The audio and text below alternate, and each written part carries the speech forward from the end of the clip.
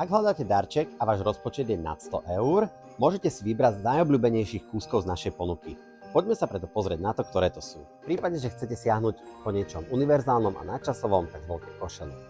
Košela je základ pánskeho šatníka a preto každý muž by mal mať aspoň jednu na spoločenskú udalosť a zo pár ďalších na voľnočasové príležitosti. Ak si nie ste istí farbou, tak nič nepokazíte bielou, pretože tá sa môže nosiť takmer kamkoľvek. V prípade modrou, ktorá je taká modernejšia alternatíva tej klasickej bielej.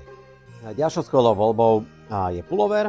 Ten môže obdarovaný kombinovať len tak, alebo môže si ho dať aj nad košelu, v prípade dokonca aj do práce elegantnejšie s kravatou.